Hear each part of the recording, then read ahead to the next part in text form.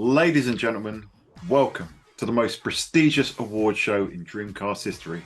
Your host for this evening include myself, Dan the Mega Driver, and the Professor K to my ooh la la is James the SEGAGuys. How you doing, sir? Jet Set Radio. Choo, choo, choo. I was thinking of Sega hosts. I mean, they're the two hosts for the most, aren't they? That's it, mate. You got your DJ and your news anchor. Yeah, how you been, mate? Aye, not bad. Not bad at all, mate. Just to think Saturn-wise, I'm still playing Stellar Assault, enjoying that very much, that fan mod. And just recently got a nice shiny black shell from my Dreamcast, which has removed the need to ever retro bright again, thankfully. So apart from that, nothing much, mate. What about yourself? Yeah, I would hope to see that Dreamcast show on the channel maybe at some point. Perhaps. Me, I've just playing a bit of Bug. Bit of the Japanese version after watching Pandemonium's another sensational video from that gentleman. I actually downloaded the Japanese version, which is a lot easier.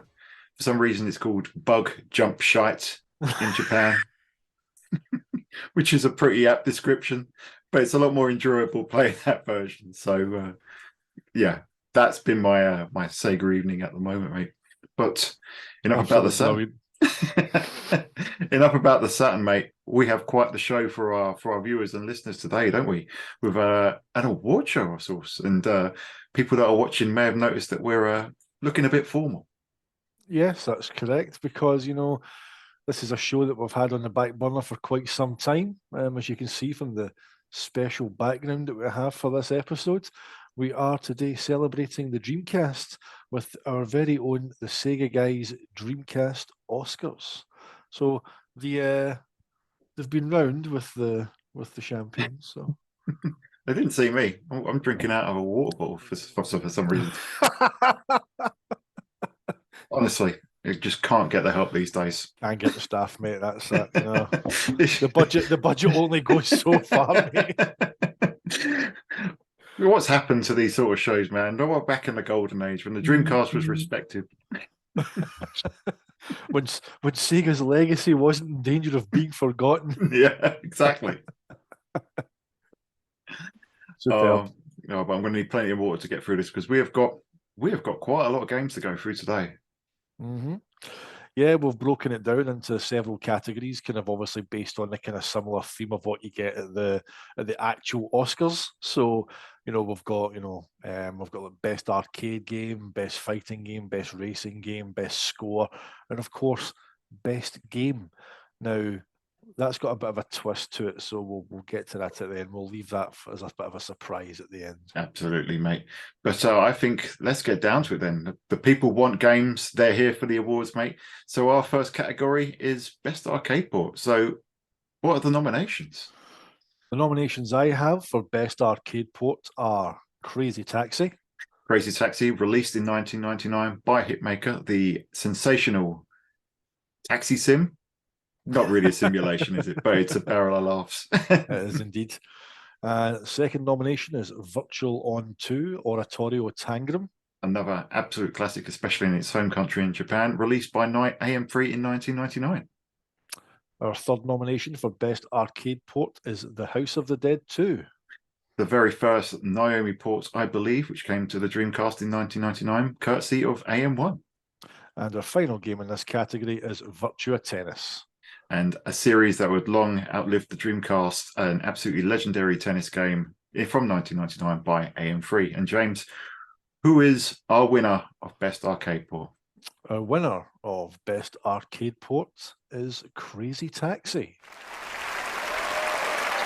It could be no other, couldn't it, mate? I mean, you had your video on there recently of your run, and it just shows that there's an awful lot of love for Crazy Taxi, and rightly so. It's an absolutely sensational game. Yeah, and I think the fact as well that the audio was allowed to stay up, I was quite kind of anxious putting it up because I thought I might get a strike, but it did come with a copyright warning, but it says on there that the owner allows the content to be used on YouTube. So I remember that a long time ago whenever obviously I had my personal account and I'd put a video up of Crazy Taxi, and the Offspring actually quote tweeted it Oh wow. So they mentioned it. So I think they are more than acutely aware of the impact that their music had on the game, and most likely the game on their music as well, in terms of an audience that it would have had, because All I Want is literally synonymous with that game, as much as the Bad Religion soundtrack that's on there as well is absolutely brilliant. People remember, Down the Line and All I Want. At any time anyone tweets anything from Crazy Taxi, you see replies going, yeah, yeah, yeah, yeah, yeah. It's synonymous with it. So the video went down a storm. It was a great run. I just hit record on the off chance, and just everything that I tried to do in that video went to plan. Like getting my limit cuts off the ramps at the hills, doing my crazy drift, and then holding it as I collided into the tram stop to rack up, like, I think it's like a 32 crazy combo on there to get a massive fare for that kind of particular customer. So it's for me, it's very much, it's a timeless game. It still looks absolutely stunning to this day. I think for me, it embodies the very spirit of the Dreamcast as well. So it's fun, it's loud, it's vibrant. So yeah, I think it's a more than deserving winner. What are your thoughts on it? Yeah, and for me, it's still best played on the Dreamcast, and it's a testament to how well that game was ported that it still is best played on the Dreamcast. And this is a game that has been ported to pretty much everything under the sun now. You've got your PSP ports, you've got your Xbox 360, PS3, PC ports that are around today. It came to the GameCube, came to the PS2, and came to the Xbox as part of the Crazy Taxi free compilation all back in the day. And not a single one of them felt as good as the Dreamcast version. Some of them could be argued that they looked better, particularly in this instance of the modern ports and the Xbox port, but they didn't quite play right. The Dreamcast version just has that gameplay in absolute spades. Now, it was up against some stiff competition. Absolutely adore House of the Dead 2, Yeah. Virtua Tennis, Virtual On as well. The first two, House of the Dead 2 especially, is very fond memories for me. But, in terms of what you got with Crazy Taxi, not just in an arcade mode, which is infinitely replayable. I mean, it's almost arcade perfection. You had an whole other city, granted, not as iconic and not as solid as the arcade original, but great content nonetheless. And the Crazy Box as well was another one that I spent many hours playing and replaying to beat those scores. So, you look at your arcade ports. Crazy Taxi is perfection for me. It's almost the perfect arcade game. It's a game you can pick up and play for 5 minutes. You've even got the 3-minute options in there. That's right. 3 minutes all the way to unlimited. I mean, your run, I was surprised it went for 20 minutes. I've seen you play Crazy Taxi for an hour. I know. It's sometimes if I can get the right kind of run of customers, 9 times out of 10, the guys and ladies, of course, that you pick up, they're going where you think they're going to go. I think in that run, if I remember, there at the bus terminal, there is always either a ginger gentleman in a suit or a woman with purple joggy bottoms on, and they're an orange circle, and 9 times out of 10, they're going to the fire station, which is a signal to get a lap for me, because, as I said before on the pod, whenever you drop off at the fire station, directly across the road, there's a young gentleman in a brown suit with a bunch of roses. You pick him up, and again, 9 times out of 10, he's going to the university, which is your lap. That's you back. Once you drop off at the university, you're back to the start again. Yeah. But in this run, I'm pretty sure the guy goes to the mall end gate, and I'm like, you bastard. I'm like, it's just typical that it would have been quite nice to get a lap on camera there, but aye, that's the thing about it. It's so replayable. Like it's like all the Sega kind of score based kind of time attack kind of style games that we've mentioned. There's a very easy to kind of scratch the surface way to get into it, but if you dig deeper and get into the mechanics, there is a lot in there to actually enhance the experience and to become a real expert at it and master the moves, like the crazy the drift, the dash, the limit cut. It's just absolutely brilliant. And as we say, up against some stiff competition, things like Virtual On 2, arguably one of the best Model 3 ports on the Dreamcast. It's absolutely gorgeous, but again, it's got quite a steep learning curve. I would argue that you would need the twin sticks, kind of any kind of peripheral to truly enjoy it properly. Whereas Crazy Taxi, whether you've got a wheel or a controller, you know, you can just jump right into it and have great fun. Yeah, absolutely. More than any of those games, really. And as arcade games, again, against stiff competition, you can pick up House of the Dead, Virtua Tennis, or Virtua On, not as much. But out of all of them, you know, it's easiest to just jump straight into Crazy Taxi. And yeah, you can just hold the accelerator and whiz about, but as you say, getting your drifts, your limit cuts, your crazy jumps, your crazy boosts, etc. Sensational stuff, mate. So a worthy winner there. Best arcade port on a system that wasn't heralded for its arcade ports. Ultimately, something that Sega tried to distance themselves from. That's right. Yeah, they said they didn't want to stigmatize the Dreamcast with what the Saturn was done, which was obviously it was known as an arcade port machine. But I think much like, you know, Sega of that time, they were quite confused. You know, they wanted to go down a more kind of mainstream casual route with the Dreamcast, but you know, they said didn't want to stigmatize it with arcade ports, as I say. But yeah, they always kept coming back to it. It was, at the end of the day, it was their lifeblood, the arcades. They couldn't help it. The fact that Naomi and Dreamcast are so very similar in architecture, it was an absolute no-brainer that you were going to, you know, see arcade games come over.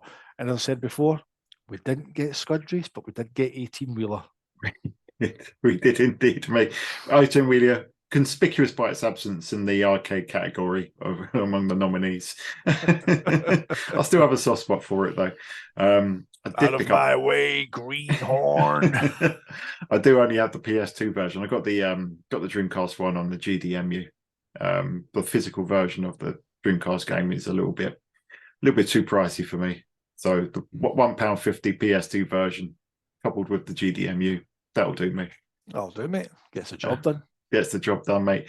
Speaking of getting the job done, it's time to move on to our next category, and that is best fighting games, a genre that the Dreamcast was rich with. There was an embarrassment of riches, bloated with just so much fighting game goodness on there.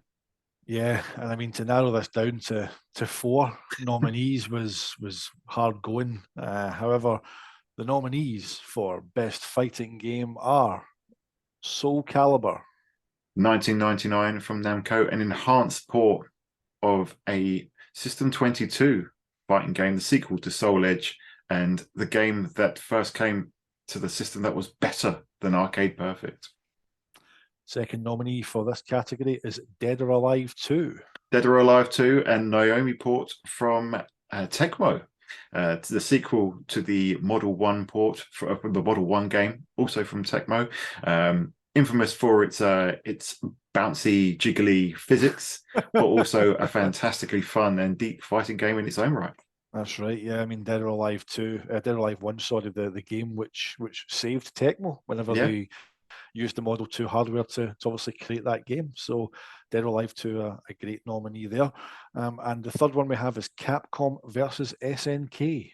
Capcom versus SNK. This is the first Capcom versus SNK. It was a momentous release when it came out in the year 2000, courtesy of Capcom themselves. Long had Capcom and SNK been 2D fighting game rivals, and to see them join forces and create this absolute classic was something to truly behold back then. Absolutely.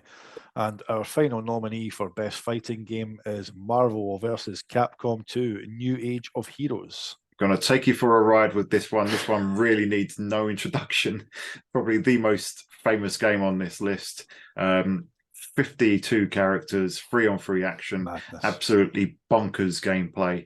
Heralded as one of the greatest fighting games of all time, regardless of any system. But it has its work cut out for it here. So, James, who is our winner of best fighting game? The winner of best fighting game is Soul Calibur. And I think this was one that we both came to the conclusion on very quickly together, wasn't it? A fighting game which defined the Dreamcast. Yeah, I mean, I think if you ask anyone to choose a fighting game on the Dreamcast, I think 95% of people would instantly resonate towards Soul Calibur.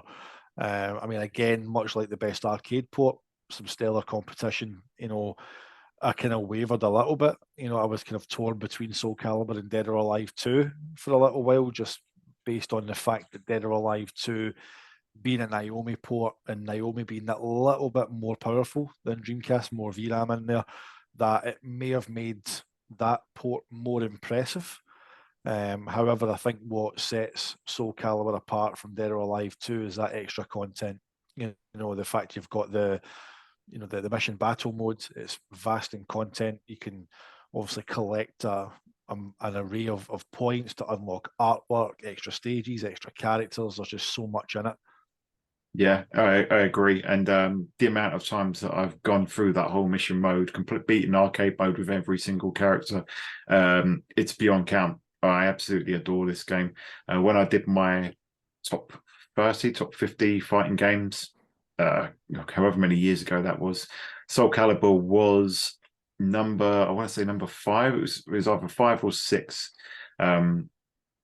just below Virtua Fighter 2. But as far as I was concerned, possibly one of the finest 3D fighting games ever. I think I feel that most people would probably err towards Marvel vs. Capcom 2. And for that one, I think because they feel that Soul Calibur it got the sequels on the other machines that generation, didn't it? We saw Soul Calibur 2 on Xbox, on GameCube, and on PS2. With their own unique character as well. It's the game that introduced the crossover character, pretty much, which is now commonplace these days. It's like Mortal Kombat 1 just got announced. It's like, oh, you'll be able to play as Homelander. I don't remember him in the first Mortal Kombat. No.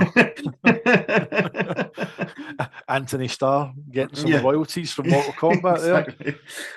But I don't think any of the other Soul Calibur games have quite measured up to Soul Calibur 1. I've got Soul Calibur 2 and I've got it on multiple formats, and none of them feel as good as Soul Calibur 1. And not only do I feel it's a better game, but no game will ever have the impact that Soul Calibur did. Mate, we love Virtua Fighter 3 to bits, don't we? We've spoken about our love for Virtua Fighter 3 time and time again, and how the port is underrated, how Genki did a hell of a job getting it over to the Dreamcast in such short time, and how it's just a wonderful game in its own right. For Soul Calibur to come along and outshine Virtua Fighter 3 on Sega's own system at launch is testament to just how good it is. Yeah, I mean, what didn't help VF3, obviously it did have its kind of moment in the sun in Japan. You know, we had that kind of period between obviously VF3 being a launch game in Japan and then Soul Calibur coming along the following year. But, you know, whenever it came to the Western, you know, launches, if I remember, VF3 was a UK launch title, but it came out 2 weeks after launch in the US, but it was still within the launch window. Yeah. So if you're looking at VF3, as much as we love it, you know, if you've got Soul Calibur beside it, it's a really hard sell. You know, unless you're a Virtua Fighter enthusiast, it's a really hard sell. But you know, it couldn't be nominated in one of the 4 slots, just given the wealth of absolute quality fighters. I mean, Capcom versus SNK2 isn't even on here. Yeah, which is my favourite of the Capcom versus SNK games. I love that intro alone. That intro movie's sensational. But you know, as you said when we introduced the category, mate, it's a wealth of absolute quality. There's no shortage of fighting games on the Dreamcast. Yeah, I've got so many that I return to again and again. Like Guilty Gear X on there is absolutely phenomenal. The very first Marvel versus Capcom, we had the versus Street Fighter games on the Saturn. The first Marvel versus Capcom game, I actually personally prefer. I think when we were going through these categories, we were trying to be, you know, objective. And I think, but Marvel versus Capcom 2 is a game that is, I think it's embraced more because of the sheer spectacle, the sheer wealth of content, and because unlike the 6-button predecessors, it's actually a lot easier to, you know, do certain attacks. You know, your assist and everything. You got your 2 triggers, or you got your 4 attack buttons and 2 assist buttons, which almost has become the template for various fighting games today, from your later Marvel vs. Capcom games all the way to your BlazBlue Cross Tag Battle and your Dragon Ball Fighters. They all use very similar approaches to Marvel vs. Capcom 2, which just shows the influence that 23 years later that game still has. But for Soul Calibur to beat out all of that competition, and rightly so, it was a game that I think it got a 10 out of 10 in Edge, didn't it? A 40 out of 40 in Famitsu. It was the accolades. I think, in fact, I was looking through Metacritic the other day because I was talking to my son about the most critically acclaimed games of all time, because Zelda had just come out and that had something like 97. It's like, has anything got anything higher than that? And I think, yeah, Ocarina of Time was up there, was higher there. I think that's still number one, but Soul Calibur is not far behind on Metacritic. You know, it's sitting there at about 98 because everyone was giving it 10s everywhere. And you play it today, it still looks gorgeous and it still plays amazing and it still just hooks you for hours and hours on end. I mean, I remember again when I got my Japanese copy home. I mean, I remember Sam coming up to play it, and I always just remember we just couldn't believe what we were seeing. The sheer fidelity. I still remember him and I going right up to my television, and I had this big 4x3 Toshiba where a match would stand at the time, and the two were like, and then we unlocked the characters, then we got to Lizard Man, and I always say, Lizard Man, I'll always remember him because we both looked at each other and said, you can see the scales. Yeah. Like, you just couldn't believe that you could make out individual scales on his back, you know, or his whole body, because he's covered in scales, obviously. But it was just a crazy level of detail, you know, and Namco could have been lazy.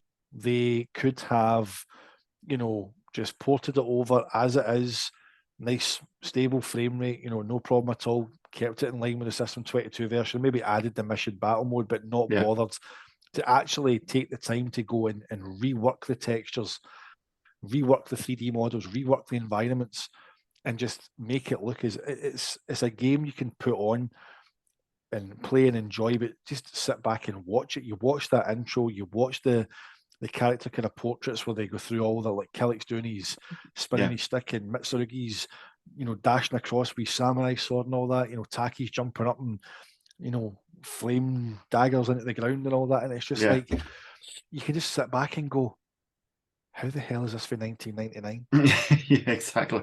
You know, it was that much beyond the arcade version that it just makes it absolutely legendary. Yeah, it was almost beyond. It's almost the game that killed the arcade in a way, because it was beyond most of what was in the arcade at the time as well. I don't think there was anything that looked that good even in the arcade. Yeah, that's a good point, mate. I mean, the fact that you were now starting to see something in the home that was better than, because as we've said before on this show, the arcade is where you used to go to see a glimpse of the future. Yeah. Suddenly the future wasn't in the arcade anymore. Yeah, I think the only game that might have outshone it at the time visually might have been Dead or Alive 2, which came to the Dreamcast the following year. But even then, it's a tough call. But an absolutely worthy winner, a game that we absolutely gush about. For that game to beat out not just Virtua Fighter at launch, but all these Capcom fighters in our eyes, and you know, to retain that sort of rating on Metacritic and just be so heralded and have the legacy it had. What a game! But mate, what a game! Onwards from the fighting games to another genre, which I think the not as well furnished, perhaps, but reasonably well endowed with racing games was the Dreamcast. Would you agree? Yes, certainly. Which brings us to our next category, which is best racing game.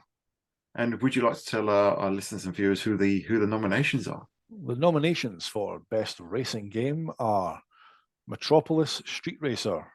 Metropolis Street Racer, a second-party game commissioned by Sega, two bizarre creations, released after several delays in the year 2000, allowing players to race around real streets in real street races with a level of authenticity hitherto unforeseen.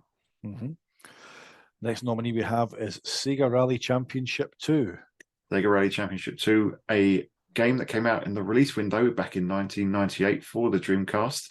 It has its fair share of criticisms around the port, but that doesn't detract from it being an absolutely stellar racing game in its own right. Third nominee is Sega GT. Sega GT was Sega's attempt at dethroning the mighty Gran Turismo. Developed by WoW Entertainment and released in the year 2000, this was Sega's attempt at creating a real driving simulation game, moving away from their arcade roots.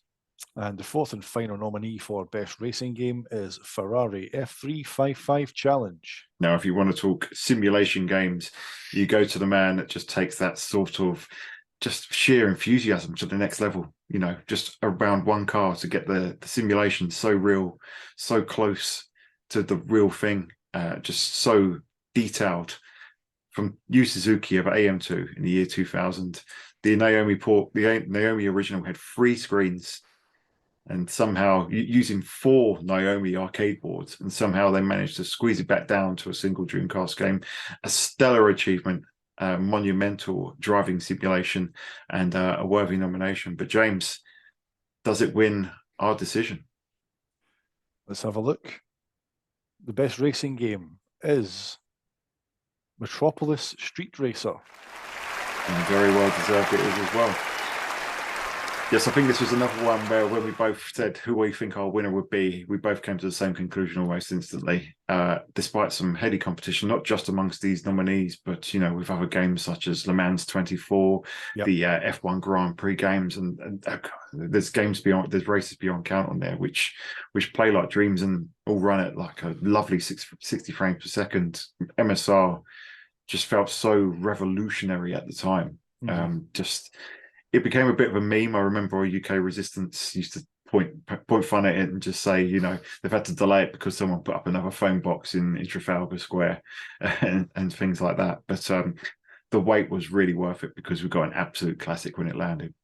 Yeah, I mean, again, I was pretty torn between MSR and Ferrari F355, based on the fact, as you just alluded to, 4 Naomi boards, shrunk down to fit very, very well onto a single Dreamcast. That they managed to actually fit the game there faithfully and reproduce it to the level they did was a great technical achievement. But I think Metropolis Street Racer, the fact that the team that made it, they went out there, obviously Bizarre Creations no longer with us, but they went out and they snapped real streets, real locations, again, even down to radio stations that were tailored to each city.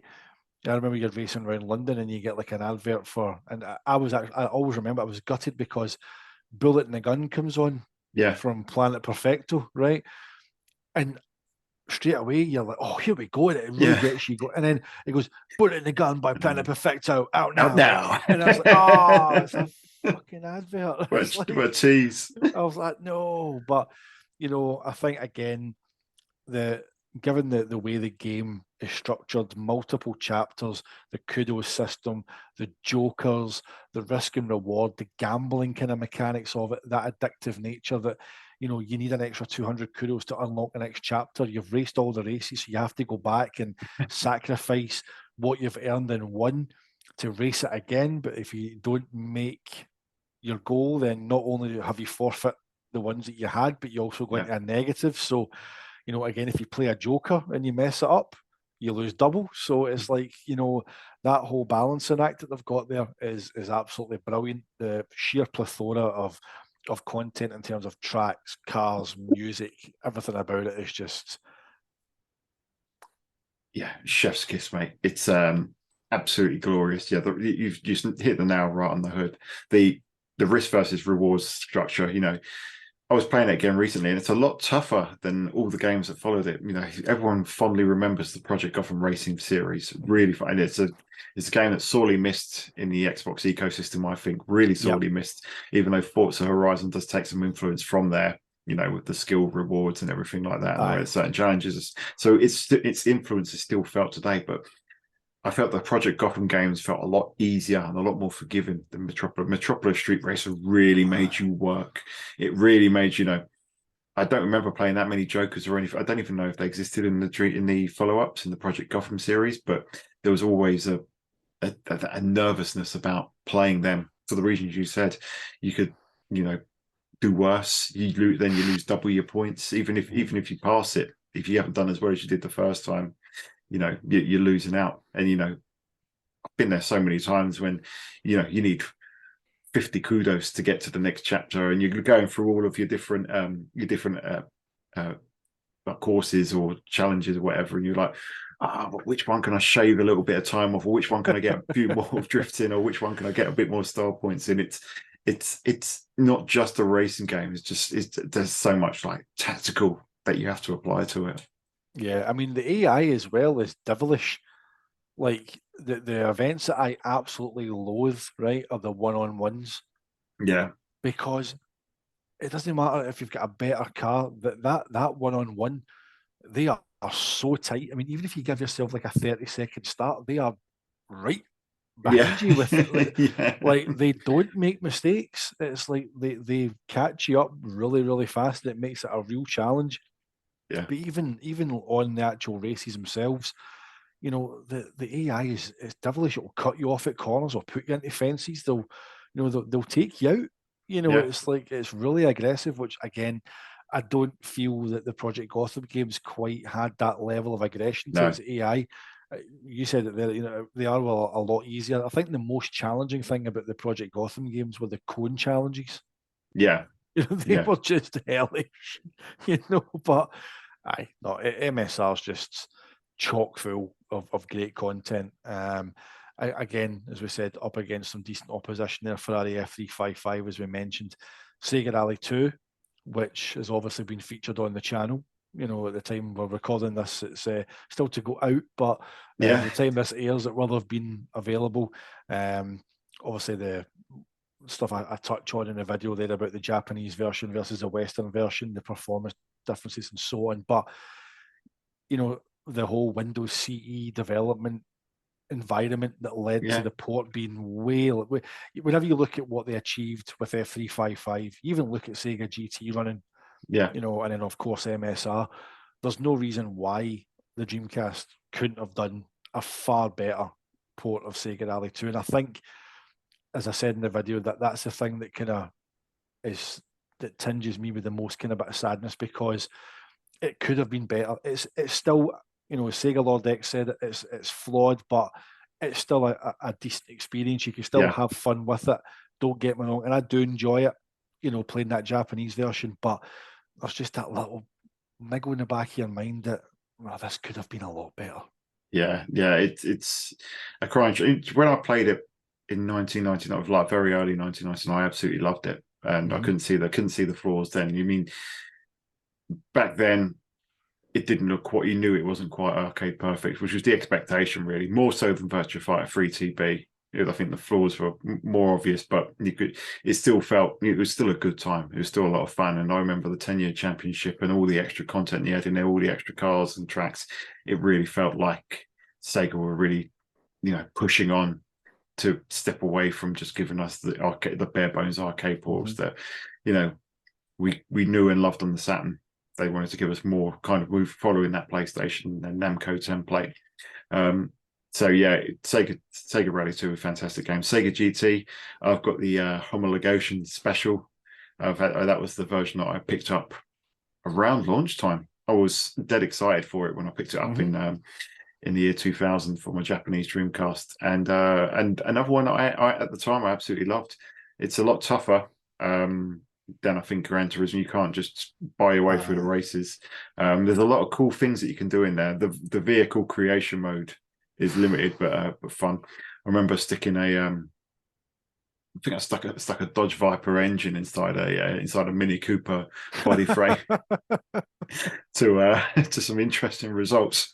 didn't quite take off like a rocket like I thought it would, but you know, it was something different from Sega. It was never as good as Gran Turismo, but it was again a solid racing game in its own right. But I don't think, I think out of all of them, Ferrari F355 comes closest to MSR.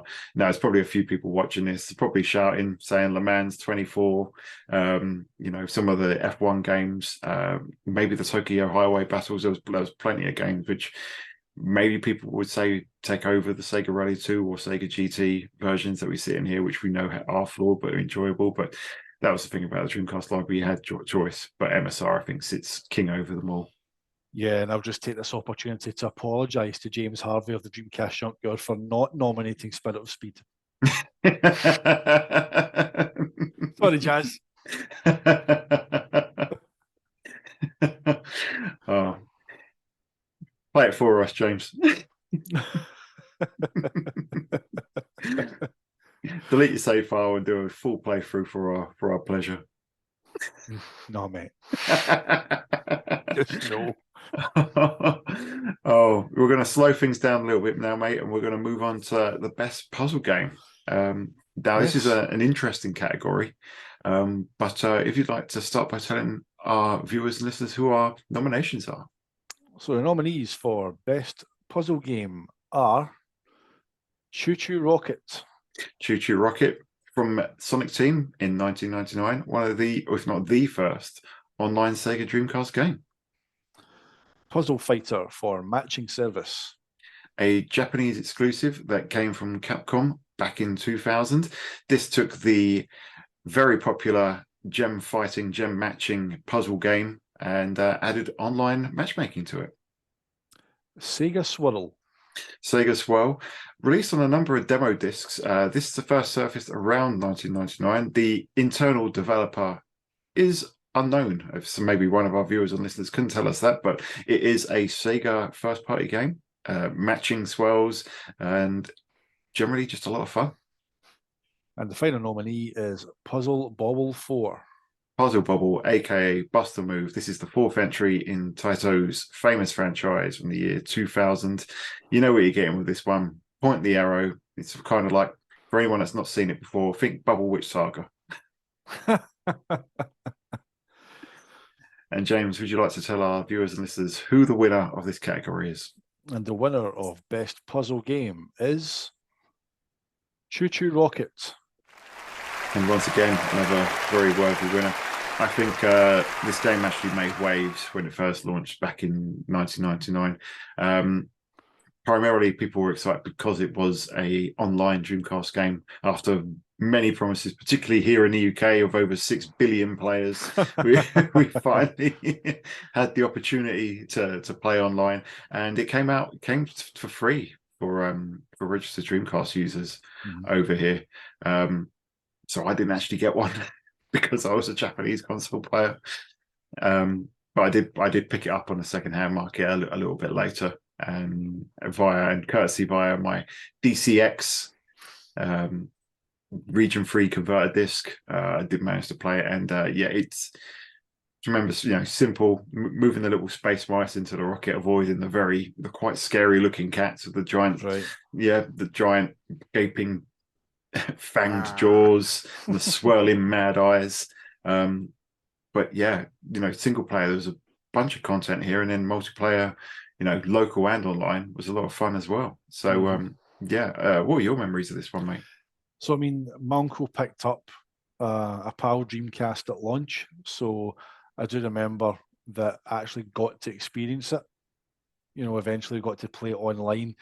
He went out and did his usual. He bought like the keyboard and had it all sitting there, and hooked up. And Choo Choo Rocket, it was actually, having had the Japanese system for so long, it was actually intriguing to see another side to the Dreamcast. Because we knew it was online, but obviously being importers, we couldn't take it online. So it was actually something of a bit of a buzz to go online and realize, oh, hold on, you're playing other against other people here. It was kind of quite surreal on a console. I mean, I'd never done any form of online gaming at that point. I had a very basic PC for college at the time, so it wasn't as if I was even playing any kind of online PC games. So it was quite a kind of thrill to actually get to take a Dreamcast online in its heyday when it was new and exciting.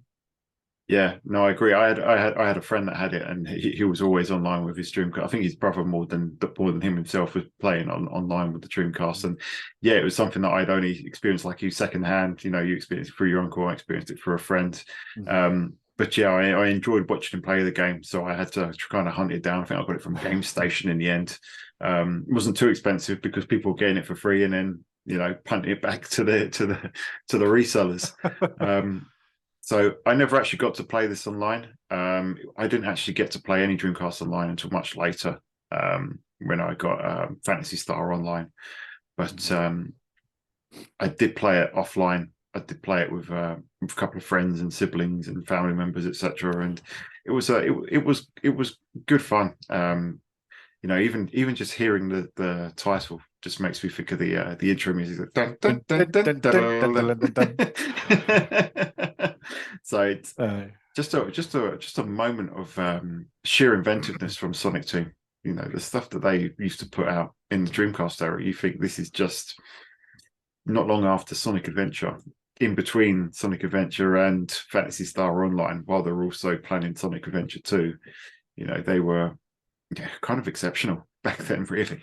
Yeah, I mean, it's a very clever game, devilish as well, as we've said. You know, with the fact that, you know, the stages are quite small, quite tight. You've got a limited number of moves. You've got to kind of obviously position your arrows to where the path you want them to go to. And at the start, it's quite simple, and you think this is dead easy. And then you move on, and you've got, you know, cats that move across the screen, and they're kind of almost hunting your mice down and stuff like that. So, it's just a brilliant game.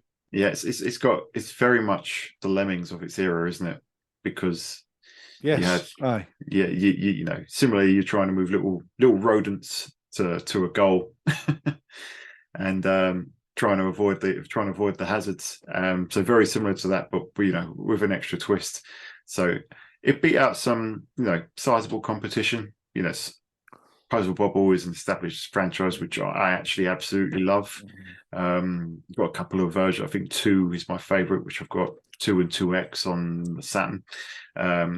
Sega Swirl as well. It was a game that I've got it on a Dreamcast demo disc, and I spent so many sessions on that, so many hours playing that. And again, another 4-player game, I believe. I do recall playing it a lot with other people, and that was tons of fun. And of course, Super Puzzle Fighter, you know, another fantastic puzzle game, which is basically just Baku, but with gems instead of animals and food.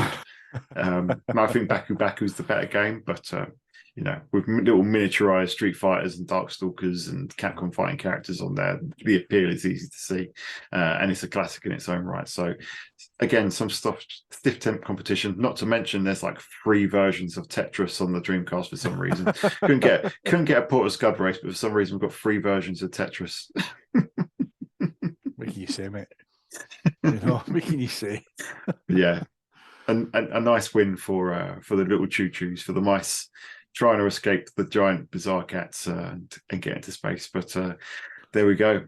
So I think moving on, mate, we're going to be talking about more mascots, more little critters, as we move on to our next category, which is Best Platformer. Certainly, the nominees for Best Platformer are Sonic Adventure 2. Sonic Adventure 2, one of the last Dreamcast games, courtesy of Sonic Team, came out in the year 2001, introduced Shadow, and came out in time for the series' 10th anniversary. 10th anniversary, it seems like. Is it the 30th that's just gone? 32nd? How old we are, mate. Our next nominee is Rayman 2. Rayman 2, a multi-platform game from Ubisoft, launched in 1999. Actually came to pretty much every platform under the sun, I believe. Even came to the Game Boy Color, PS1, N64, PS2. But the Saturn, Freudian slip there. The Dreamcast version is generally considered the very best port. Next nominee is Sonic Adventure 1. Sonic Adventure 1, an absolute legendary title, launched in 1998, very close to the launch of the console itself. Took Sonic into the 3rd dimension officially for the first time and introduced 6 playable characters. And finally, we have Donald Duck Quack Attack. And it's Ubisoft and Sonic Team absolutely dominating this category. This was courtesy of Ubisoft in the year 2000, introducing Donald Duck to a 3D platforming adventure, very much the same vein as Rayman 2, and very much like Rayman 2, this also came to pretty much every platform under the sun. And once again, the Dreamcast port is considered the very best out of them all. And who is our winner? The winner of Best Platformer on the Sega Dreamcast is Sonic Adventure 1. Congratulations to Sonic Adventure 1. Yes. I think we both came back with Sonic Adventure 1 on this one, didn't we? And yep. I think we've said it many times, there's lots of revisionism, a lot of people that look back and don't look at this game very fondly. For me, this was absolutely mind-blowing when I first played it in early 1999 on my imported Saturn. Just the set pieces, the visuals on it were absolutely stunning. I think it started to get it's weird how sometimes these things go in circles, because I think a lot of people criticize it on the back of the DX ports. As I said before, the DX port on GameCube is poor, and every single release after that has just introduced new issues, new bugs, and they just make it look sloppier and sloppier. And people think this game was overrated. It was never any good. And no, if you go back to play the original Dreamcast game, it's fantastic. But with the advent of Sonic Frontiers, and I'm getting my Sonic nerdy hat on here, and apologies to all you non-Sonic fans out there, but with Sonic Frontiers, as well received as that was, there are parts of the Sonic community that bemoaned the fact that it didn't have any physics. And by physics, I mean, if you played the original Mega Drive Sonic the Hedgehog games, if you let go of the controller, Sonic continues to move, or if you put him in the position down a hole, feel he rolls. Those sort of realistic physics aren't present in the more modern games, but they are present in Sonic Adventure 1. Sonic Adventure 1 is the 3D Sonic game that feels the most like the original 16-bit games because of the use of momentum in there. And because of that, it's just still tremendous fun. I played through it all again. Is it last year? It was I think it was just before I moved last year, and I absolutely loved it. I finished it with a big smile on my face. I think it's sensational still. It has its flaws, it's the big fishing sections, for example, are quite torturous at times. And it does have its share of bugs and issues. But if you look at what Sonic Team set out to do, to do 6 different gameplay styles within a shared world, that allow players to approach things in different ways, a story that you saw from 6 different angles. You don't see this sort of stuff apart from in Squaresoft's Saga Frontiers series, and this is Sonic Team doing it in a Sonic game. The physics-based momentum and all of that, an epic scale and an open zone almost in the open world sections. It really was just something else. And for me, it's an absolutely sensational game. Yeah, I mean, I think there'll be people screaming at the screen, perhaps saying we should have went with Sonic Adventure 2. I think, again, given the fact that it's a 60 FPS game, they kind of ramped up the visual style on it. It's certainly a gorgeous looking game, plays great, but again, it's the impact, I think, of Sonic Adventure. That, as you say, it done what Sonic Team set out to do. The criticism of not having Sonic present on the 32-bit systems. Saturn got Sonic Jam. The 3D World showed us what could have been done, but ultimately, Sonic Extreme cancelled, never came to be. So it's almost like they kind of went out with a vengeance to get Sonic in 3D. And you're right, it does get wrongly criticised again because people kind of play the DX ports, and obviously the Xbox Live Arcade versions are based on that, and PC ports are based on that, so that you're not getting that kind of authentic experience. But the Dreamcast game, there's so many memories attached to it as well. As I said before, like the Mystic Runes theme, that takes me back to standing beside Sam and SEGAGuys, looking up at that wee CRT in the corner. It's just, there's just certain parts of it that just take you back to certain moments of when you first seen it. It's just a bloody gorgeous game. And as you say, to see a story from 6 different angles in a Sonic game is as much of a pain as Big the Cat is, and even Amy's not got a great. Her levels annoy me as well, but the Sonic, Tails and Knuckles stuff is brilliant, and the way Knuckles, obviously you've got that kind of radar for where the kind of crystals are that you used to collect, and it's like a reversing camera in a car. Beep, beep, beep, beep, beep, beep. You get closer to it. In fact, you can glide and you can hold onto rock formations and climb up. Just so many different. They played very well on the different kind of the anatomy of the characters. They kind of took that. They built that into the actual gameplay. So, Sonic Adventure for me still trumps the second game. Yeah, you also had like the challenges to get all the emblems. Like it was 150 emblems, and I never managed to collect them all. But I spent hours and hours and hours and hours and hours trying. I wouldn't be until, you know, the advent of YouTube and I see people doing these speed runs and doing all these weird tricks again with the momentum, and shaving seconds, tens of seconds off the time because they're able to skip large parts of the level. And that's not through glitch. That's just how the game was designed. Otherwise, they wouldn't have these tight time limits. And it's just, I think some people feel like the design is sloppy, but it's you know, it's deliberate. The way that if you watch people play it and speed run it, you know, it's done for that purpose. And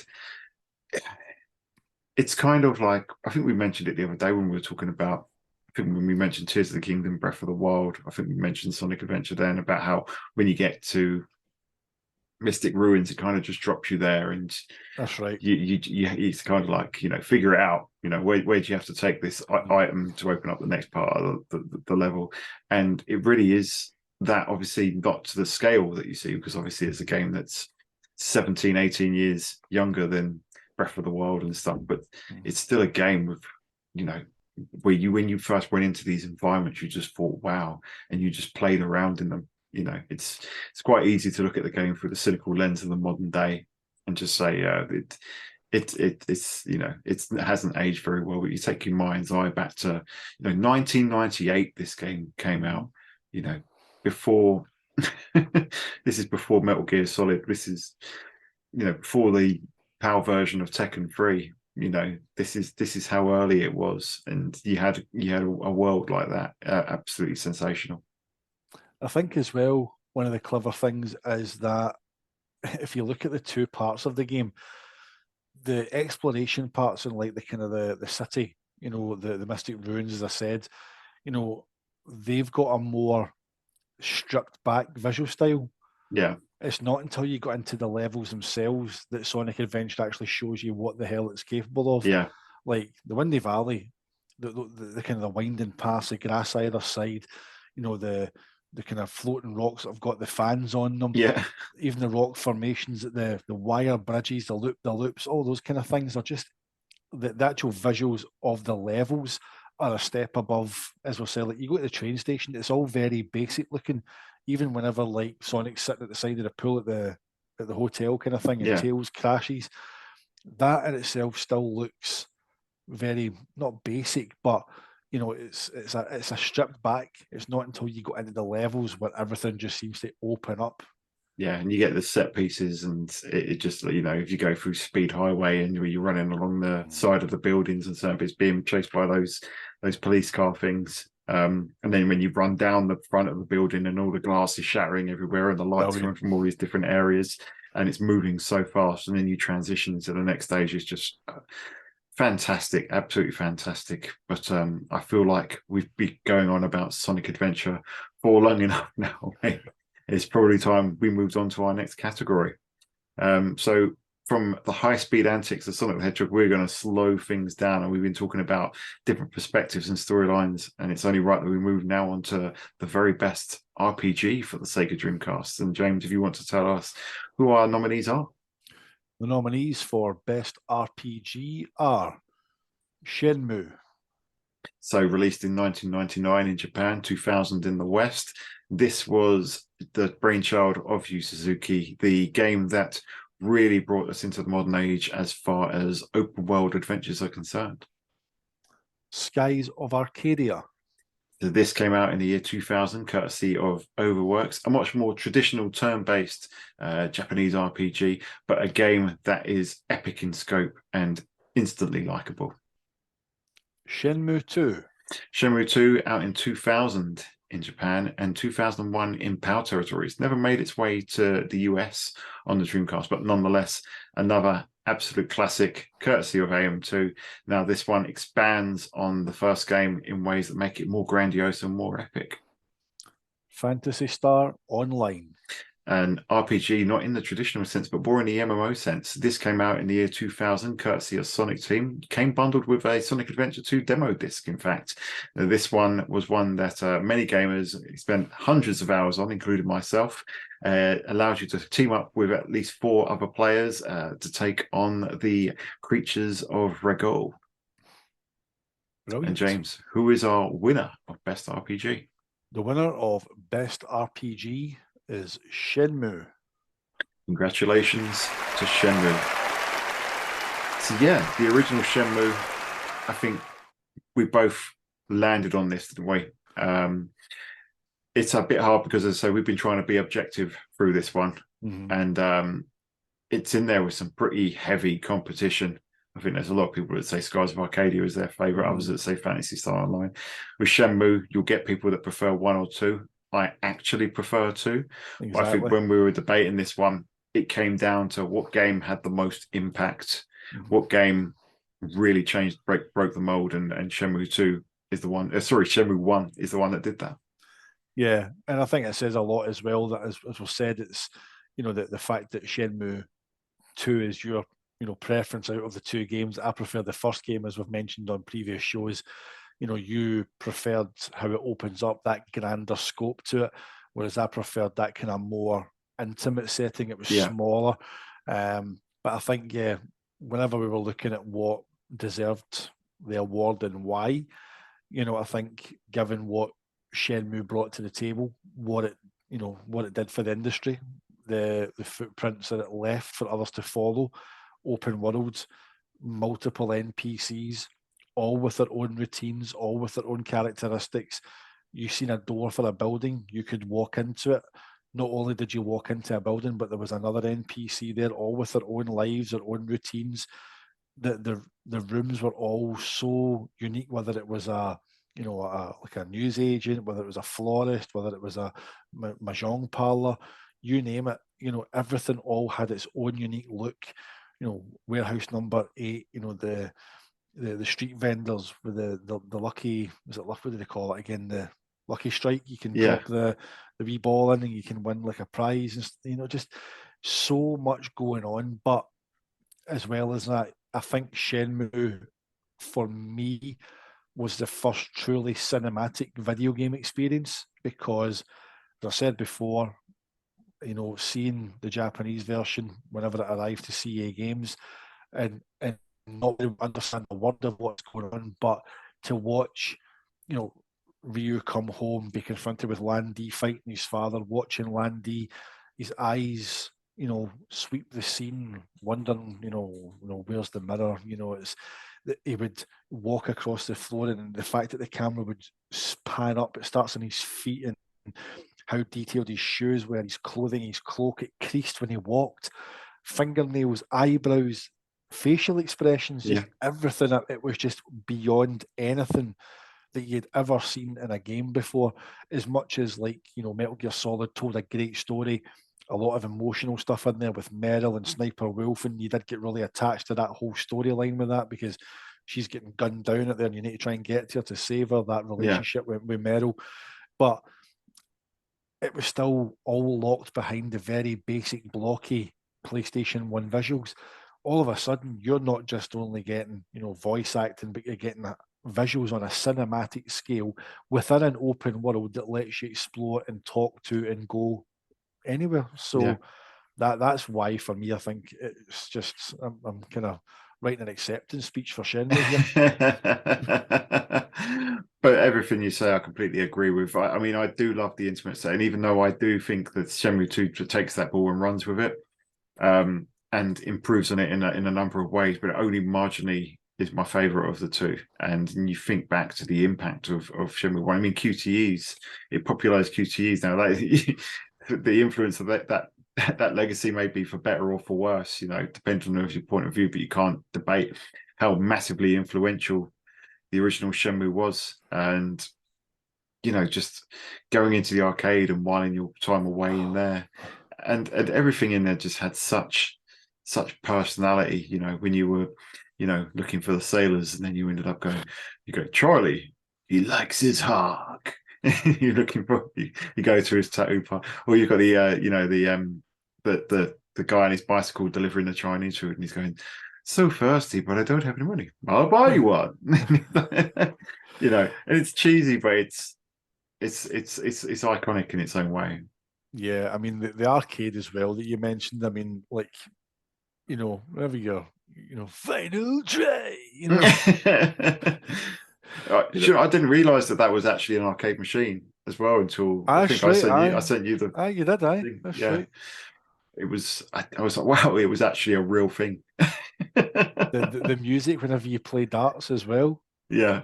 It's just that kind of very jazzy, of the era, 80s style.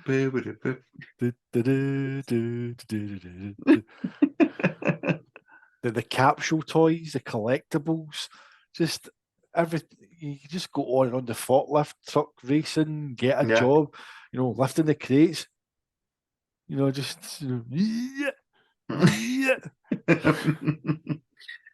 Oh yeah, sensational. So Yeah, much going on.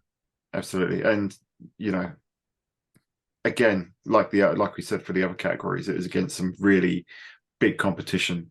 Absolutely love Skies of Arcadia. Absolutely magical game. For me, one of the best RPGs ever. Absolutely superb. And I didn't get to play that all the way through until a few years back. And when I did, I was absolutely blown away. And this is, 20 years on, and the impact should have been lessened, but no, it really is that good. And Fantasy Star Online, as I said, that's a game that I actually, got myself online for, got hold of a Power Dreamcast at the time, and went online and yeah, spent hundreds of hours, racked up a pretty big phone bill at one point.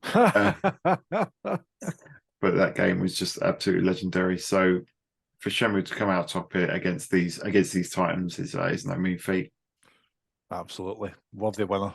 A worthy winner. But moving on now, we're going to speed things up again, and it's a always feel like doing the time crisis for when you take your foot off the pedal. Action. Reload. This is best action game. So if you would like to tell our viewers and listeners who the nominees are. The nominees for best action game are Resident Evil Code Veronica. Resident Evil Code Veronica from Capcom in 1999. This was originally meant to be the true Resident Evil 3, introduced 3D backgrounds and a level of fidelity that hadn't been seen before in the horror franchise classic. Sonic Adventure. Sonic Adventure, another re-entry for this one from Sonic Team in 1998, an absolutely monumental platform action game, as we just discussed. Jet Set Radio. Jet Set Radio, a game quite unlike any other. Smile Bits, year 2000, graffiti, skateboarding, platform. It's all sorts of genres into one action-packed adventure, iconic as it is memorable. And Dynamite Deca 2. The sequel to Die Hard Arcade, this introduces Bruno Delingue, aka Bruce Willis, aka John McClane from the Die Hard Arcade game. No license for this one, just ramps up the absolute insane combat. Any game that you can pick up a giant fish and beat up a guy in a hockey suit is a winner in my book. So, James, who is our winner in this category? The winner of Best Action Game is Jet Set Radio. Congratulations to Jet Set Radio. And I think it had to be, didn't it, mate? I mean, we talked a lot about Sonic Adventure being the best platform game, and that's one obviously very dear to my heart. But I think Jet Set Radio, we both agreed that that's the pick of the bunch there. Yeah, I mean, those cel-shaded visuals don't ever get old. It's a game, again, if you just leave it on attract mode, it can quite kind of blow you away as to just how detailed some of those actual stages are. I mean, the one you've got the kind of at the Power Factory, it's like a little city, and there's like orangey kind of water, and there's loads of rails, you're through buildings and all that kind of stuff. Just absolutely insane level of detail. The soundtrack, the differentiation of the characters, it's just everything about it.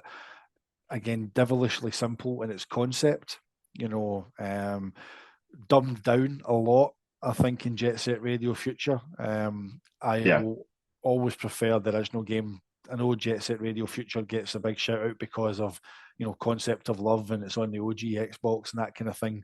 And as much as I'd love to see it become backwards compatible, but I think the first game, there's almost an element of panic to it. I think it's kind of quite similar to the MSR Project Gotham comparison. Yeah. In that if you've got, the captain chasing you down with a SWAT team and you've got one more bus to tag, and you're getting hit with press down, circle, three quarters, press up, circle, Yeah. and then you realise you've not got enough cans to finish it off.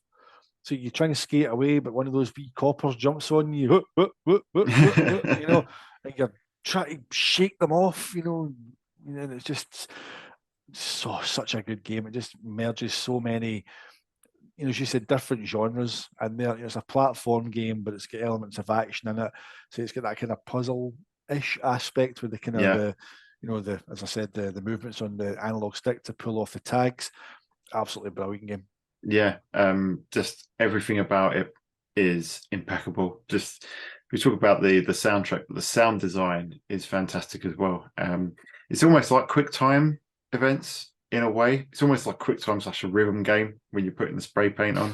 But it's not just going through that whole action of following the directions, but you get the sound when you do it as well. Boom, boom. Which is just absolutely superb. It just oozes so much personality. It's and it is challenging. And you're right about Jet Set Radio Future. I remember when I first played Jet Set Radio Future, and I went past the first graffiti sign, and I pressed the button, and is expecting something to pop up telling me to move the analog stick, and it's like, no, it's done. So well, that's kind of not the first game made it actually feel like you were spraying spray paint. You were actually moving your spray can around. This was just a click of a button and it's done, which you lost something in there. And it's kind of, similar to MSR, to PGI. It's dumbed down from the original. I think Jet Set Radio Future is a sensational game in its own right, but I think for that one, I think it's more the fact that it isn't available that people demand it so much. Whereas Jet Set Radio itself is... I think it is still available. I think it got delisted from the Xbox storefront, but not fully delisted. Was it one of those ones? You can still get it through like a web store or something. I think Daytona was like that. I'm not sure if Jet Set Radio was, but it has been delisted now from what I think it was on the list. Has it? Yeah, it was on the list of games delisted before the one Daytona was on, I'm sure. So, no, it is a shame. I've still got it on my Xbox account. I mean, it was one of those ones that I picked up back in, it was in the 360. It was Xbox Live Arcade. It was on by Christ. So a long time ago now, mate. 2011 that port came out. I bought it on PC, but then when the delisting was announced, I bought it on Xbox as well because it's like £3.49 or something ridiculous. I actually bought this one on import. I think it was 50 quid I paid for it. And little tangent, little story here. I fell in love with it instantly. Now we've talked about the visuals. The visuals don't age. The sound design doesn't age. And we talked about how it can be tricky, and it is devilishly difficult. And I believe I was fighting Poison Jam, that sort of boss fight in the sewers.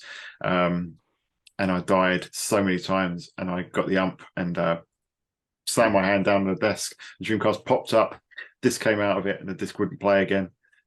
So somehow I gave it. My mum took it back to computer to CEX at the time and got a replacement for me. I was able to carry on playing, but it was close. I've naturally never finished it. I've got right to the end, but I've never actually managed to complete it. It's very challenging. It's one that I'd love to sit down and finish today. So I think that's why I wanted to get the Xbox port. I think there's a few quality of life improvements that might make it a little bit easier, like the control of the camera, etc. But the Dreamcast original, especially the Japanese case with the artwork, is absolutely sublime. Aye, the Japanese case is stunning. It's predominantly green, but it's covered in oranges and yellows, and you can see kind of the outline of beat there with the can. It's absolutely gorgeous. The fact that obviously it's been a dual case, it carries over obviously because the manual is the front cover, but everything about it, just the presentation, the disc as well, the design of the disc is just so clever.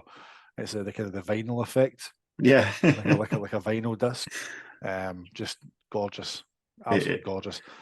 It is. It got a re-release, didn't it, in Japan, which as obviously I got the original Japanese version before it came out in PAL territories, and that had the great soundtrack, and then the Western version has additional songs from Richard Jacques. So then they re-released that version in Japan as it's De La Jet Set Radio, isn't it? and that's got Gum on the cover, but very similar art style to the first one. I'd love to have them both, but that second one is extremely expensive. Oh, there's a shock. There's a shock. Yeah, it's like my trip to CEX today with the Dreamcast. It was a box Dreamcast in the end, which is why it's so expensive. But £160 it was for a Dreamcast, £50 for a copy of Super Mario Brothers on the NES. So think about it. Dreamcast's RRP was 199 quid. Yeah.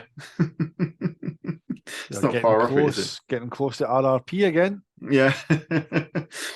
32X's were £150 RRP. They've exceeded their RRP. Crazy. It's crazy, mate. Okay, well, that brings us to the end of the genres, surprisingly enough. So now we're into our final two categories. So the first one we've got is the best score. Which Dreamcast games had the best music? So if you'd like to tell our viewers, listeners, who our nominees are. The nominees for best score are Shenmue. Shenmue, again, from AM2 in 1999 with an absolutely fantastic orchestral score. Crazy Taxi. Crazy Taxi, again, 2000 from Hitmaker. This one has an absolutely iconic soundtrack, as we discussed earlier on. Sonic Adventure 2. Sonic Adventure 2, 2001 from Sonic Team. This one has a fantastic score, lots of character-specific themes, a rocking soundtrack from Jun Sanui, and all sorts of different musical genres present in this one. Very much like all Sonic games, really. Can't think of a Sonic game with a bad soundtrack. As bad as Sonic games can get, the soundtracks are always bangers. Final nominee in this category is Rez. And Rez from United Game Artists in 2001. It came with the very last Western game in 2002. This one has a very unique approach to sound with some absolutely fantastic techno pieces in there, which evolve as you play. And there's a special mention because as you shoot your enemies, the soundtrack beats with you. So, James, who won the best score category? This was a tough one, all more than worthy winners, all iconic in their own right, but the winner of best score is Shenmue. So congratulations to Shenmue. And I think it had to be, didn't it? It's very difficult because the approach to the sound from all four of these is so different. And then the fact that Jet Set Radio didn't get a nomination in this category says something about the strength of, the strength and depth in here. Even games like Skies of Arcadia have fantastic soundtracks. There's so many on here, but for us, this is the creme de la creme. But I think Shenmue is the worthy winner. Yeah, I mean the orchestral version of the main theme, I still think is one of the finest pieces of music in general. I think it can go toe to toe with anything in cinema. I say that the way that it starts off slow, kind of gentle, and builds up to that crescendo at the end. It's actually probably one of the few video game scores that if I listen to it, you can actually get goosebumps listening to it. I've always called the orchestral version of the Shenmue main theme, I've always called that the kind of the soul of the Dreamcast. It's like the song of it because it's filled with all the emotions the console had. It's got hope, it's got tragedy, it's got despair, it's got everything in there. It's just an absolutely gorgeous score. I mean, even not just the main theme itself, but all the set pieces as well. Everything sets the scene well. Again, we mentioned about when you go into different shops or buildings in the game, there's always an NPC in a very specific, unique, bespoke environment to explore, but they've all got their own little soundtrack as well. Yeah. So you kind of, again, you just, whenever you walk through a door into certain rooms or buildings or warehouses, you're greeted by a sound that's unique to that. It's not generic. So it's just, there's again, it's a soundtrack with a hell of a lot of depth to it. A lot of depth, and I think a lot of the motifs are instantly recognizable. And I think for me, this really straddles the kind of the place where we were in during that time. We were in the post CD era when games had moved on to having obviously when we started gaming, it was bleeps and bloops and chip tunes and stuff. And you had iconic stuff such as the Super Mario Brothers soundtracks, the Sonic the Hedgehog soundtracks, and Streets of Rage. And then you moved on to your CDs, and some of them would have replica audio, but for the most part, games were mostly just melodies, motifs. Whereas Shenmue was one of the first games that felt like you truly had a score. I mean, you compare it. I always call Shenmue the first AAA game, and I think you compare it to something like Final Fantasy VII. Well, Final Fantasy VII's soundtrack I absolutely love that soundtrack. It's a big part of the appeal of the game for me, but it's not fully instrumental. It sounds like it's been made with like a MIDI synthesizer or something. Whereas Shenmue has that grandiose, it could be a score in a cinema, but by the same token, all of the tracks are very recognizable straight away. If when I sit there and I listen to the soundtrack, I remember where I was, what theme plays where. I see people celebrate other soundtracks, which is their right to do. Modern soundtracks, there's a lot of talk on Twitter recently about soundtracks, actually, people highlighting their favorites.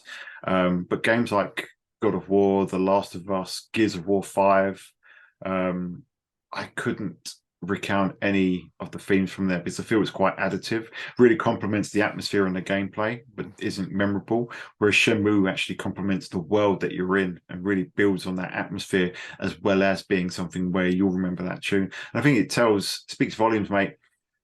The fact that we've had people on here doing my favorite Sega, and I think Shenmue themes have popped up twice, 3 times.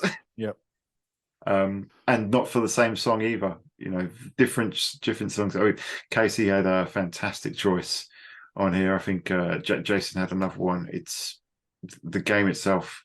The music is just a huge part of its appeal and just what made it so special. Yeah, I mean, you're talking about how the music sets the scene. I mean, even straight from the off, when Ryo runs up that hill and he gets to the door of the dojo, yeah, he sees the sign smash, and you get that. Yeah, it's like, and you see Ryo kind of looking as if what the hell's happened here, and then you get the slow step. It's all very doom and deep and moody, and it just sets that tone, and then it fades to silence as he approaches the door, and then you get the and Fukara-san flies through. Yeah, so again, it just everything sets the scene beautifully, and the mood is always set by the score, which you would expect from cinema. So as we touched on earlier in the best RPG section, the fact that it was a cinematic experience. Yeah, no, and that's the thing. It really did make it feel like a blockbuster game. That's why I feel like it is the first AAA game, because yes, those sections really did build the tension. As soon as you mentioned when he's running up the hill and that was straight away, that was in my head. It felt like you were watching a film, in a way, a Hong Kong action movie, but at the same time, it was far beyond anything we'd seen on a console at that point. But it still contains motifs and melodies which are instantly recognizable, and it just goes everywhere. You've got the the more atmospheric songs like that. You've got the more heartfelt songs that you have with Nozomi. You've got the tomato store song when you go in there and that sort of, and then you've got the 70-man fight and dun, dun, dun, dun, dun, dun, dun, dun. It's just got absolutely everything. And yeah, it's a near perfect soundtrack as far as I'm concerned. I mean, even the bit whenever Ryu's crawling towards his fallen father. Yeah. That is it's again grandiose, and then it fades, and then it's keep friends, those you love, close to you. What are you saying? Father? No! Oh, just even from a sound design, and then you've got the thunder overhead. But that whole bit whenever he's Ryu weakened after the beating from Landee, and it's da, da, da, da, da, with each thrust of the elbow to crawl up the floor, you get a big crash of music. Just incredible. Sega music's the best, mate. But as we said, that's why there's a Radio Sega. There's no radio Sony, no radio Xbox. Don't think there's a radio Nintendo. And even if there is, Nintendo will probably come and shut them down. That's right. They get shut down. Get a cease and desist after playing 30 seconds of one track. Probably, mate. That's it. Yes, and that's why there is a Radio Sega, because because there's so much love for this classic Sega music. But yes, right, mate. It's now time for the main event, the biggie, as your note said to me on WhatsApp, and that is the best game. So, would you like to read our nominees for best game? So for this one, we have decided not to go with nominees. We have decided that because it is more of a kind of personal thing, that looking through the Dreamcast library, that it would be only fair that rather than have one winner, that Dan and I choose our own personal favourite and best Dreamcast game. Yeah, I think when we were looking through this list, we were sitting there, and I think when we were talking about the best game, if we wanted to try and be absolutely objective about it, it would probably be Shenmue.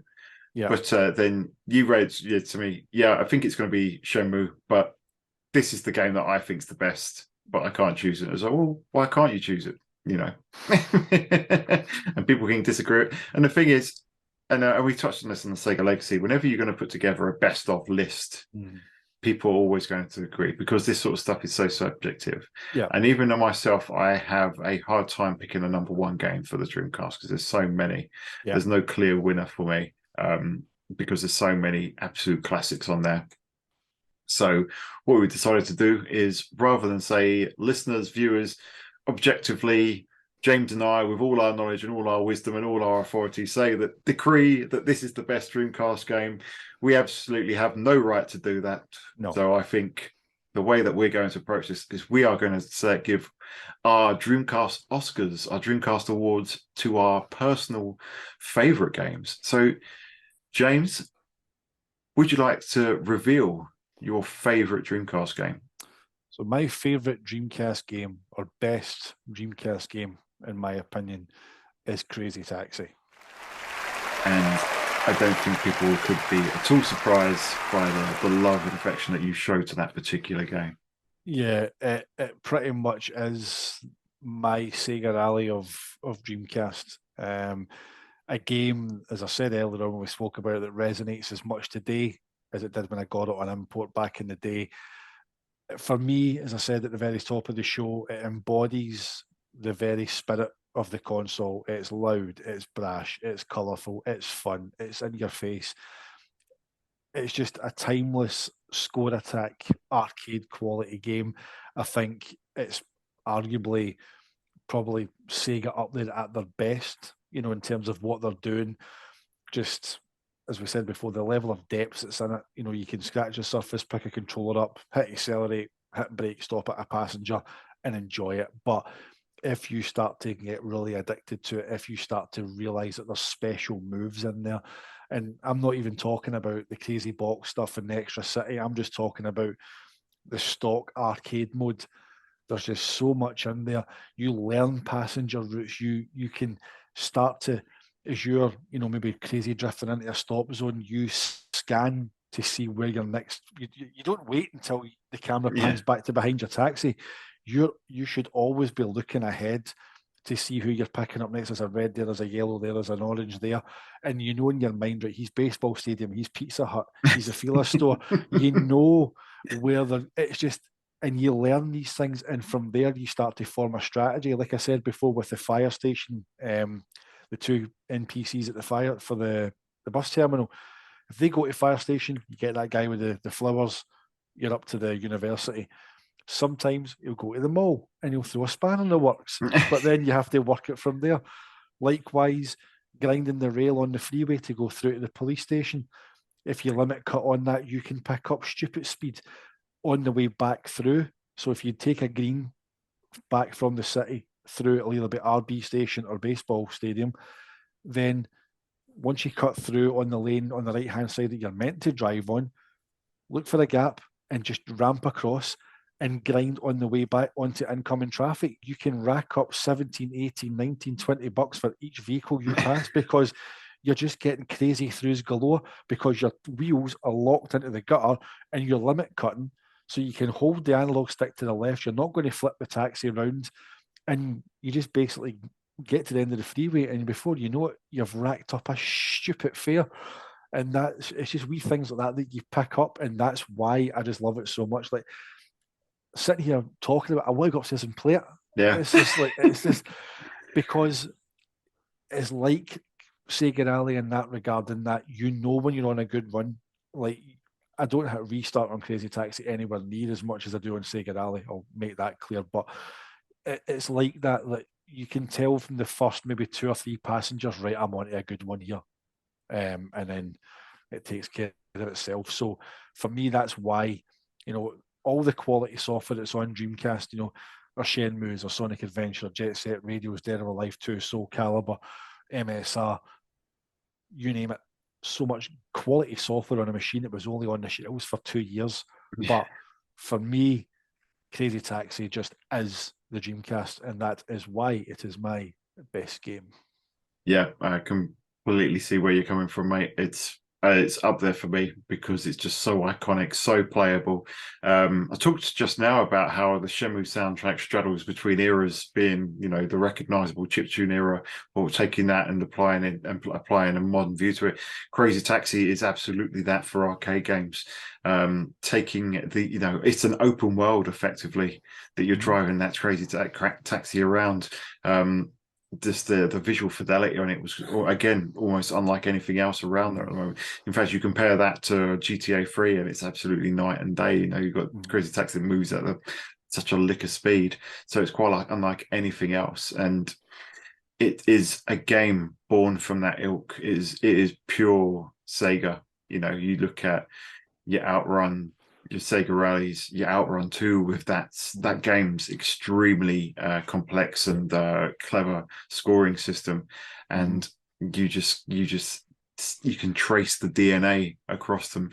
It is a game that is just so quintessentially Sega that it just makes it impossible not to love. So, mate, it is an absolutely worthy title to be called the best Dreamcast game. And what was your choice for best game then, mate? My choice for best game. If people think that your choice is controversial, they'll probably think mine is even more so. It's a game that gets lambasted, but you've heard me talk about it already on this episode. And if you haven't guessed what it is yet, that game is Sonic Adventure. So the very first Sonic Adventure, that was the game that I was going to get a Dreamcast anyway. I bought a Saturn without a launch Sonic title. I was a huge Sonic fan. The fact that the Dreamcast was launching with a Sonic title, not obviously in 1998, the Sonic Adventure was delayed by a couple of weeks. Came out at the end of December, but as soon as I saw that, to me, that was the best game ever. Now, there was a period in 1999 after I got my Japanese Dreamcast and after I'd played through the campaign in Sonic Adventure a couple of times that I would tell everyone where was I? I would have been in school then. So this is before sixth form. Yeah, I was telling them all that this is the best game that anyone has ever played. Better than Mario 64. It's a lot more fun and a lot more exciting than Mario 64. And that, now I know that it's got its flaws, as I said. I've acknowledged that it's a little glitchy, and I've acknowledged that some of the characters aren't as fun to play as. Big the Cat can be quite hellish to play as, although I do like Amy a lot more than you do. The way that she, if you could get a bit of speed up with her and hit the ground with a Pico hammer, and it doubles up as an attack and a big jump. But it's, as I said, it's the sheer scope of what Sonic Team set out to deliver with that. Really expanded on. If it did feel like a progression from Sonic the Hedgehog 3 and Knuckles. Sonic 3 and Knuckles, you had Sonic, Tails and Knuckles, all had unique abilities and all were able to do different things and approach the levels in a different way. Sonic Team decided to do that with 6 characters and throw in a lot of like kind of open world problem solving in there as well. It just felt, people talking about Sonic Frontiers now, it feels good to have Sonic run around this open world. Obviously, Sonic Adventure on a smaller scale, but the first time that I got to Mystic Ruins, ran around there. Managed to get to the Windy Valley. Or when I got to the next part of the Windy Mystic Viewings, when you went onto the minecart and went to the area with the temple and Dr. Robotnik's lab further down there. And you can run around on the treetops. You can nip in and out in the bush. You can get caught in the river. You can run up the sides. And there's just different things for everyone to find and experience in there, depending on who you're playing as and what you're aiming to achieve. It's just such a good game. Just such tremendous fun to play. It may feel a little bit slippery, but that's because unlike modern Sonic games, it does apply physics-based momentum in there. You can do some absolutely bonkers stuff on there, and you do your spin dash and get to a ramp and use your dash attack or your homing attack in the air to reach areas that you think that you can't get to. You watch some of the, as I said earlier, if you watch some of the YouTube speedrunning episodes, the stuff that people do on there is insane, and you can't really do that. And they're not glitches. As I said, this is how the game was designed, for people to build up this ridiculous speed and do these enormous jumps. In fact, you look at Sonic the Hedgehog 2 and the way that you can, when you watch speed runs of that, and people get a huge head of speed, go up the first ramp, and they fly right up into the air, and then then they bump down on the buzz bomber, and they bounce back up out of the screen again, and then they make a shortcut. That's exactly what Sonic Adventure is doing. Exactly that. It's not a glitch; it's a design. And I think people take it the wrong way. They look at the DX Director's Cut, which is definitely the inferior version of the game. But if you go back to the original Dreamcast game, as I said many times, it's just so much fun to play. And again, Sonic to me is, he always will be the heart of Sega. I'm a massive Sonic fan, unapologetic. Even enjoyed Sonic 06 at the time. Can't stand it now, but at the time I did enjoy it. But unlike Sonic 06, I feel like Sonic Adventure on the Dreamcast, and I need to specify that this is the Dreamcast version.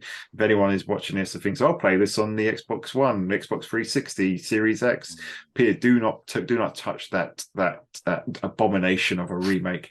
Don't touch the GameCube version. You've got to play either the Dreamcast original. If you can't do that, go onto Steam, get that version, and download the Sonic Adventure remake pack. I think it's the Dreamcast remake pack, something along those lines, that restores the game to its original glory. So, mate, from a personal level, that game is everything to me. I could go on about it for hours and hours on end. I think it gets unfairly critiqued these days. I think it's thoroughly undeserved, especially considering everything that it did in 1998. But so that's my choice. It may be controversial, but I don't care. Exactly. Because we're not telling you that these are the best games, and that's why we've done this, because we're not in a position to say what the best Dreamcast game is. But it's more like the SEGAGuys Appreciation Award for best game. But I mean, that's the thing. As we go through these categories, the fun fact will be that as people are listening and watching, and we're reading out the nominees, there'll be people like, and that was the whole point of doing this, is that we know there'll be people who will be watching along and going, "Oh, that's got to win. That's got to win." And then there'll be some people who'll agree, some people who won't, and it'd be brilliant if in the comments, if people could take part and go through the categories and actually tell us who would your winners be for each category. So, get involved. That's what we'd love to see. That if you get to the end and you've watched all the categories and you see the nominees, tell us what your winners would be. Yeah, absolutely. I'd love to hear what everyone, because everyone's view is different, and that's why it always makes this sort of discourse around gaming just so fun and so interesting, because everyone will have a different view. And I think that's the thing about modern gaming. I think there's just so much focus on kind of Metacritic and Game Awards, and then you'll get people that when a game comes out, they'll create some big image like this game, and they'll push all these critic scores on there, and then it's like, I'm right because I love this game, and if you don't like it, it's like someone was saying that they enjoyed Redfall the other day, which is well within their right. I haven't played it yet, but I might enjoy it. People enjoying entitled to enjoy the games that they enjoy, and people will have different opinions. We've said that we've tried to be objective in the other categories, but people are right to disagree there. We're only offering essentially what is our opinion. Exactly. And that's what makes discourse in this whole hobby fun and interesting because everyone has different memories, different experiences, different likes and dislikes. Some people are sensitive to frame rate, some people aren't. Some people like a specific genre, some people don't, and that genre can apply to the type of games they like, or even down to the music. Probably people shouting us about Shenmue, wondering why Jet Set Radio wasn't included. I mean, guys, if we'd love to hear your nominations, your best games. I mean, that would be. I think we'll be looking at those comments and enjoying everything that you contribute to this episode. But mate, it's been an absolute blast. Cheers for this episode. I think this was your one, and you were keen to push that one forward. And it's been a lot of fun, especially getting tucked up. Although my bow tie doesn't seem to want to behave. I mean, you put me to shame. I didn't get a haircut. You're looking all smart and everything. Can I just please stress to listeners and viewers that I did not get a haircut and a shave specifically for this episode. I am not that fucking vain. Right? I swear to God, I got this done last weekend. I just take a bit of time to get the old beard back. So please, this was not specifically for it. Oh, I shaved just before now. I shaved just now. Have you just tidied? Tried to tidy it up. Aye, tidying up's allowed, mate. But going for a full Turkish kind of towel shaving or that before. Oh, I can't get rid of this beard now. It's part of me. I can't go completely clean shaven. I need the beard, mate. I need to differentiate between my neck and my chin. Absolutely. When you get to our age, mate, it's necessary. Mate, thank you. It's been an absolute blast. So, listeners, viewers, please get in touch. Give us a shout on Radio Sega. Hope you guys have been enjoying it in the live chat. We'll hopefully be there and enjoying what your choices would be. By the same token, viewers on YouTube, please give us a like, a subscribe, and drop a comment below as what your nominations, what your winners for each category would be, or any other categories. Were there any categories that we missed? Just get in touch, and you can also find us on Twitter. You can find the account at SEGAGuys. But I'm Dan. This is James. We are the Sega Guys, and we will see you on the Sega side. Sega.